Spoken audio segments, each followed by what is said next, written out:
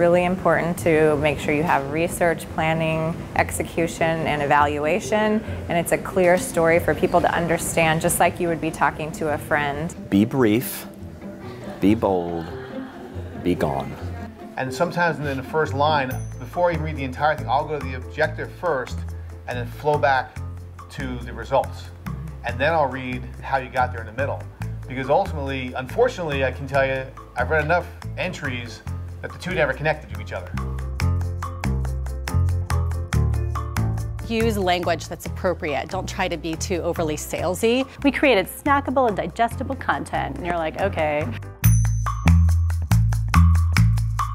Video is a differentiator. Don't make it a video that you just throw in there at the end. Create a video specifically to tell the story of your nominations. It matters with the judges.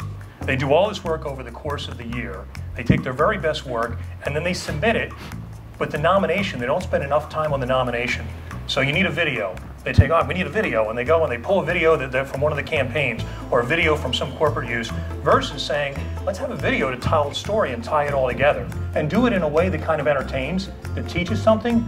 That's why I want to be a judge, because I want to then take that back to my team and say, you know what, I heard some really innovative, cool stuff.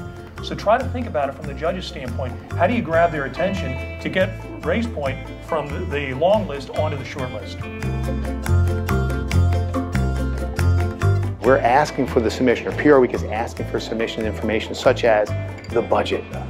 We actually use the budget to indicate how the results actually turned out. Did you have a huge budget with little results or a small budget with big results? I also look at the budget. So if you have an astronomical budget, but you just sort of had thin results, we do consider that. And if you had a very low budget, I do think about, well, what did you do with the budget that you had? So those are the things that I look for.